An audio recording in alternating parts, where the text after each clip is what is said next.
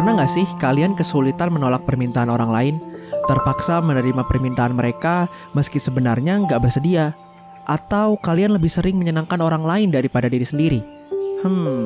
Itu tandanya kalian mengalami people pleaser. Apa sih people pleaser itu? Apa penyebabnya dan bagaimana cara mengatasinya? Selamat datang di Lebih Baik. Di video kali ini, kita akan membahas tentang sulitnya mengatakan tidak kepada orang lain. Istilah lainnya dapat disebut dengan people pleaser. People pleaser adalah sebutan untuk orang yang senantiasa berusaha menyenangkan orang lain. Mereka cenderung menghabiskan waktu dan tenaganya untuk membuat orang lain senang. Sehingga tak jarang, mereka akan mengesampingkan kepentingan pribadinya. People pleasing lebih menomorsatukan orang di sekitarnya, meskipun hal tersebut merugikan dirinya. Dalam jangka waktu yang lama, people pleaser dapat menjadi sebuah masalah yang besar. People pleaser dapat menyebabkan gangguan mental dan tekanan yang mendalam. Menurut psikolog, people pleasing lebih rawan terhadap rasa cemas dan frustasi. Sebab, mayoritas dari mereka merasa tak dihargai pengorbanannya oleh orang di sekitar. Tak hanya sulit menolak permintaan orang lain, seorang people pleasing dapat diketahui dengan perilaku. Apa saja perilaku yang menandai seorang people pleasing? Jadi, yang pertama, dia sering meminta maaf kepada orang. Mereka lebih berpikir bahwa meminta maaf lebih baik daripada dibenci. Kebanyakan people pleasing lebih siap menerima kesalahan meskipun bukan mereka yang melakukan. Hal ini membuat orang di sekitarnya berlaku semena-mena. Bahkan, people pleasing rawan disepelekan karena mereka sering meminta maaf. Yang kedua, people pleasing membutuhkan validasi orang di sekitarnya. Adanya anggapan dalam diri bahwa mereka akan disukai apabila berkorban, membuat people pleasing rela melakukan apa saja. Mereka akan berusaha dengan baik untuk mendapatkan validasi orang di sekitarnya. Dalam pikiran mereka percaya bahwa pujian maupun sanjungan orang lain ialah hal yang berharga.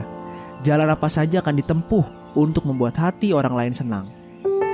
Yang ketiga, dalam sebuah penelitian, 58% orang bersikap people pleaser karena khawatir menyakiti orang lain. Adanya penolakan bisa saja menimbulkan goresan yang mendalam. Seorang people pleasing terbiasa menjadi orang yang gak enakan. Sifat gak enakan tersebut akan terbawa kapan saja. Mereka cenderung segan untuk menolak permintaan orang. Walaupun kadang lagi sibuk-sibuknya, people pleasing rela menyita waktunya. Lalu, bagaimana cara mengatasi people pleaser?